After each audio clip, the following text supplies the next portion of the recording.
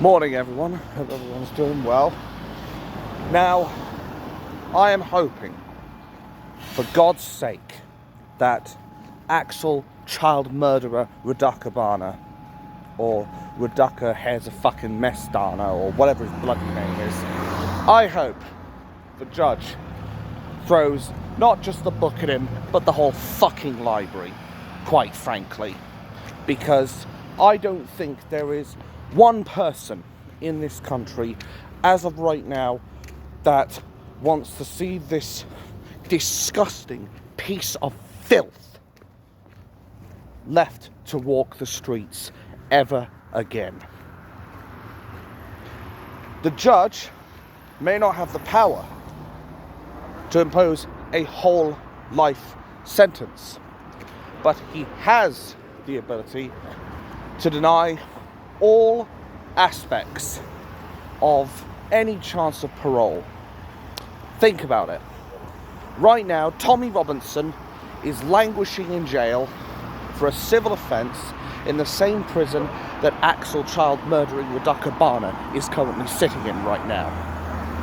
Tommy is in that prison for contempt of court.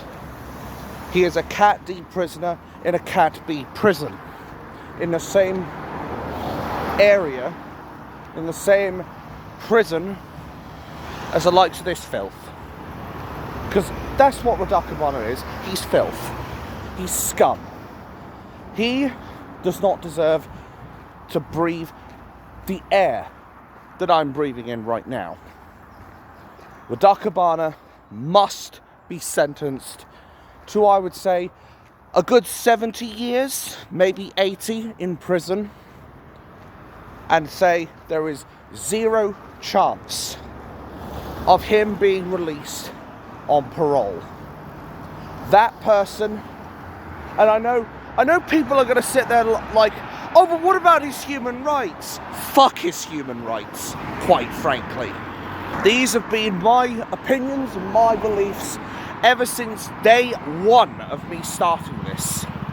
But the way I look at it, if you go out of your way to commit any crime whatsoever, all of your human rights should be made forfeit. Because if you didn't consider the human rights of other people, why the fuck should we consider your human rights? Likewise, do you think Axel child murdering Rudakabana cared for the human rights of Bebby King, Elsie, I can't remember her last name now, I always bloody forget the last names, and Da Silva Aguilar, I believe, or it was most of her name anyway. But do you think he cared about those three girls?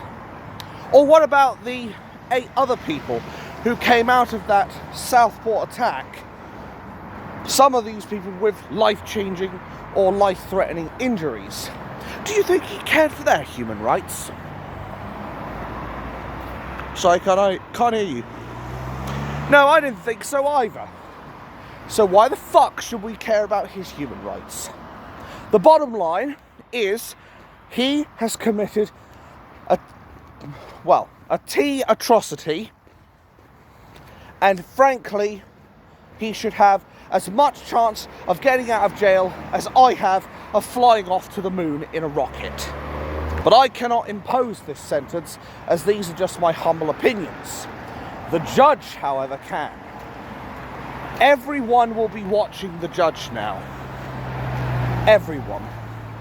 This is his one chance to restore some trust in the justice system.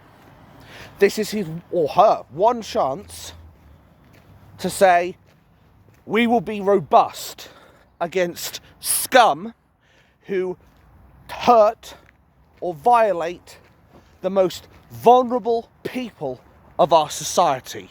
I'd say we're about this close to a violent revolution. And let me be clear, I do not want it, I will not advocate for it, and I will not justify it.